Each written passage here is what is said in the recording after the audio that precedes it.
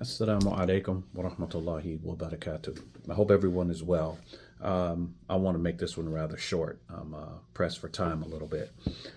This week has been a very interesting week for me as far as conversations.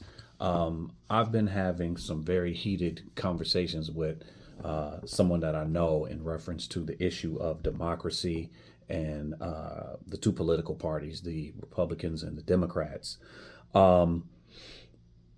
Needless to say, we do not see eye to eye on this topic, and I just wanted to sort of share some of my thoughts. As I've said before, I only make videos when I'm inspired by something, when something gets in my head. Like I have said in other videos, the way that I what's the word I'm looking for? Survived Western academia was ensuring that I filtered everything through an Islamic lens. Everything that I got went through that Islamic lens to gauge its correctness against that Islamic barometer.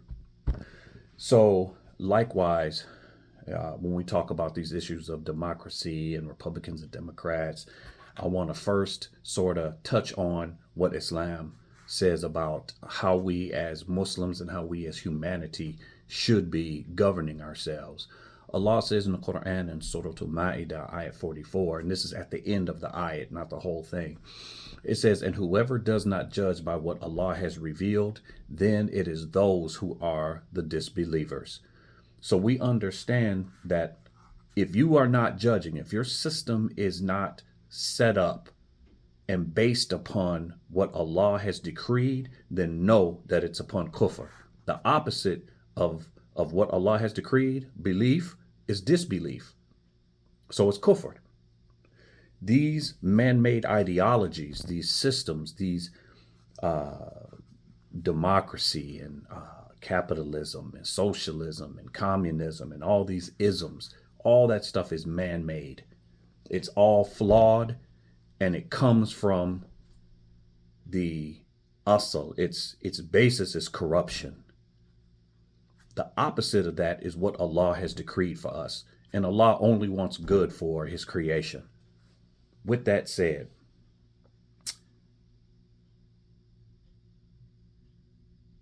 why would we look at or view from a layman's perspective, bring it down a level? Why do we view democracy as wrong? When we understand democracy, the average person, the lay person, we understand democracy to be one man, one vote, or one person, one vote. And that sounds good on the outside. But let me ask you this. If the majority of the people who are voting on an issue, a topic, or whether a person should be in a leadership position, and the majority of the people are morally corrupt, their moral compass is twisted, what is going to be the outcome of the vote? It's going to be corruptness. Are the majority of the people going to benefit from corrupt decisions? We're talking about historically. People who belong to periphery and marginal groups. How does democracy work out for them? Economically, politically, in housing, in academics, in medicine, across the board. That's a valid question, isn't it? Is democracy working out for the majority of the people? For the majority. Not individuals, but for the majority, especially people of color. Especially people from low-income communities, be it black or white, Asian, Indian, Hispanic, whatever the case may be. This topic has cross-application. It's not just specific to one thing. But as I've mentioned to many people before, my scholarship is really aimed and guided toward black people and toward black Muslims in particular and in specific. But it has cross application if you know how to use it. So we know that democracy is flawed because one person, one vote. But if the people are not coming from a space of God consciousness and righteousness and taqwa, fearing God in their decisions, then you know that there's going to be some losers in that whole situation based on that corruptness.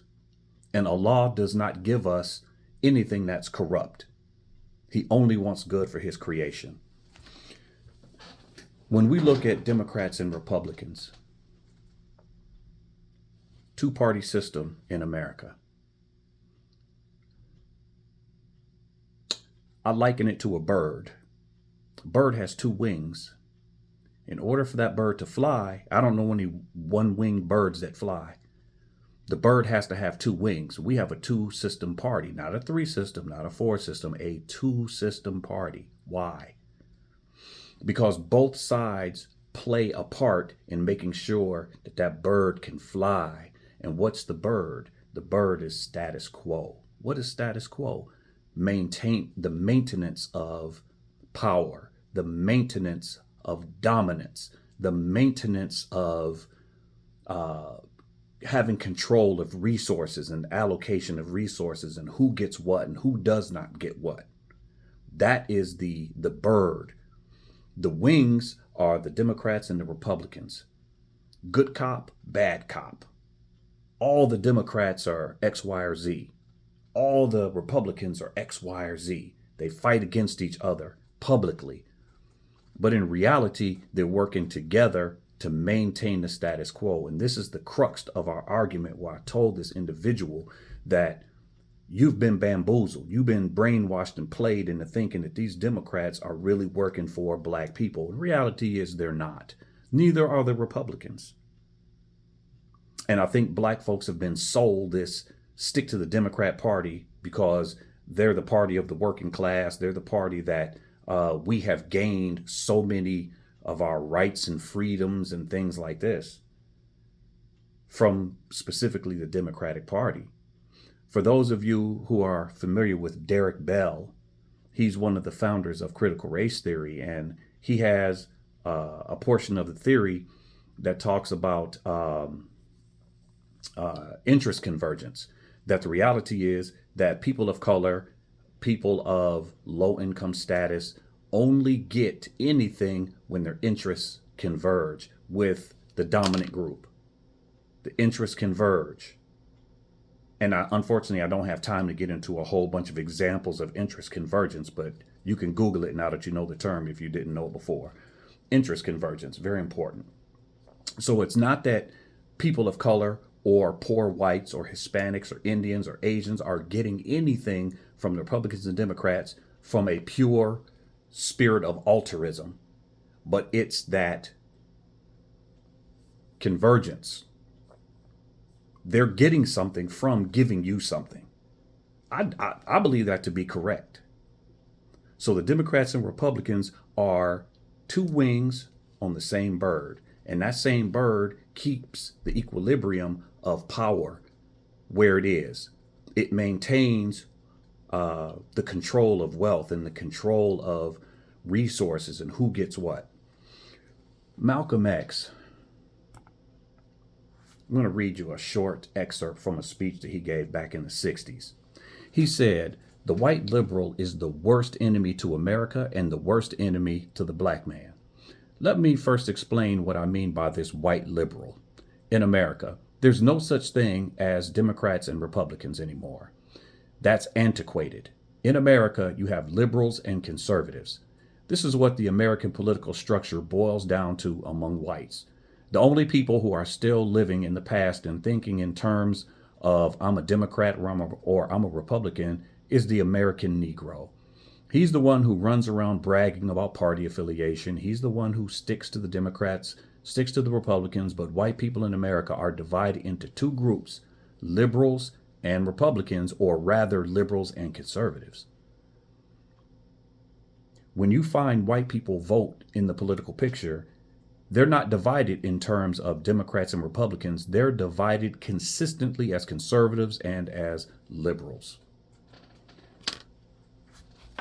how we understand these terms, liberals and Democrats, or liberals, Democrats, conservatives, Republicans, understand that the Democrat and the Republican are just the packaging. Those are just packages. The ideology of these groups is inside of that package. What is the ideology of the Democrats and liberalism? What is the ideology of conservatives and Republicans? There's an ideology that's inside of that package. So when you say Republican and you say Democrat, what exactly does that mean? Because these terms have different application. They don't all mean the same thing. And it has to be understood in context of usage. Oftentimes, these politicians will speak in dog whistle terms that unless you're a part of that group, it's going right over your head. You're not getting any of it. But the targeted group, they're understanding. You're not. We have to understand that there is more than one type of democracy. So when they say upholding democracy, what does that mean? You have the understanding, the basic understanding, one man, one vote. That's democracy. What about Madisonian democracy? What about the economic approach, the Madisonian approach to economics? Do we even know what that is? There are different applications of democracy, the same way there's different applications of liberalism, neoliberalism, conservative, neoconservatism, conservatism that deals with morality. There's conservatism that deals with fiscal conservatism. Liberal there's so many different applications and so many different terms that we have to know how these terms are being used when we come into contact with them. We can't just have this one definition and think that that defines it all. That's not true. So blacks have been sold that Democrats are the saving grace for black people, and that's not true. Neither are the Republicans. Oftentimes, what we may hear or think to be something that's racist may not actually be racist. It may be classist. Because society and people are evolving. We will never evolve past racism, I don't believe, but add classism to that, right? The power elite is a term that's used by a sociologist named C. Wright Mills. And he wrote a book in 1956 called The Power Elite. In this book, he describes who the power elite are, where they come from, and how they move. He said that the power elite comes from three groups. The high-ranking military, talking about like Joint Chiefs of Staffs, the highest of the high of the CEOs of the companies and conglomerates, and those high-ranking politicians. High-ranking, I don't mean like the mayor of Bucktown or, whatever. We're talking about high-ranking politicians. And in this book, he talks about the characteristics of the power elite, how their children all go to school together, how the parents party together, how they vacation at the same vacation places, how they actually do their business behind closed doors. Think about this. Have you not ever seen pictures of Donald Trump and his children and Bill Clinton and Hillary Clinton's children when they were small? I've seen pictures when they were all little. The kids grew up together. That's one of the characteristics of the power elite. Their children grow up together. Their children go to school together. They vacation in the same places. They belong to the same country clubs. So they grow up knowing each other. They have bonds and relationships. They intermarry amongst themselves. When I was doing my master's degree, I was in a class one time, and the professor asked a question. He said, name me like three schools that are the top #1 private elite schools in the country. Nobody in the classroom could name any of them. And he said, because you're not supposed to be able to name them, because you don't know who they are, and you're not supposed to know who they are. But the rich people, the rich elite, the power elite, they know where they send their kids to school, and they're not sending their kids to public school with Ray and Craig. They send their children to private schools, gated communities, and they get different information, a different type of learning than what the average layman gets. Dwight D. Eisenhower, in his exiting speech as president, he talked about the power elite. He warned against the power elite. He said, beware of the military, the corporate elite, and the political elite coming together as a unit and taking control of everything. Unfortunately, I do believe that has happened right now. And maybe I'll make another video and break that down if anybody's interested. Just put it in the comments. But blacks have been sold this idea that some political party, and Muslims and immigrants as well, have been sold this, and they've bought this idea that some political party is going to save you. It's going to change your life. And that's not true. Well, the next question will be from many people, well, you're asking questions, but you're not giving answers. So what are some of the answers? Well, the first thing is that we need to understand we live in a capitalist society. You have to look at how other minority groups, other groups that are sort of periphery, outside, outlier groups, how do they maintain some level of being able to push agenda through politics? It's by money. Their money is, it moves as a block economics. Their money is, they use it for the collective good of the whole. African Americans in this country, we wield great economic power. The problem is we're consumers and not producers. We buy everything, but we're not producing jack. Therefore, we're used. We're used. Likewise, with the immigrant. The immigrant comes over here. He's got family back home, that he has backing and support. He may have money. Many of the immigrants that come over here already are degreed. They have degrees from their country. They're doctors, they're engineers, they're architects. They come with something.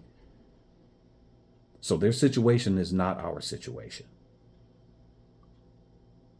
We need to have an understanding of economics and how it works in this country in order to move forward in the dunya, or in the world, as a collective. As a Muslim, first and foremost, I believe that people need to have a God consciousness based on Tawheed, based on understanding the oneness of the Creator. From that, Allah says in the Quran that He will not change the condition of a people until they change what is within themselves. So we first have to have that God consciousness and that connection to the Creator. From that, we'll have His protection, and then we can look at other aspects, like I said, economics and all of that other stuff. But unfortunately, I am pressed for time, and I have to get ready to go. So please feel free to leave comments. Tell me what you think. If there's any topic that you want to hear, or anything that I've said that you want me to expound on in another video, I will be more than happy to do that. Please like and subscribe and share, and send to whoever you think that this may be beneficial to them. Assalamu alaikum wa rahmatullahi wa barakatuh.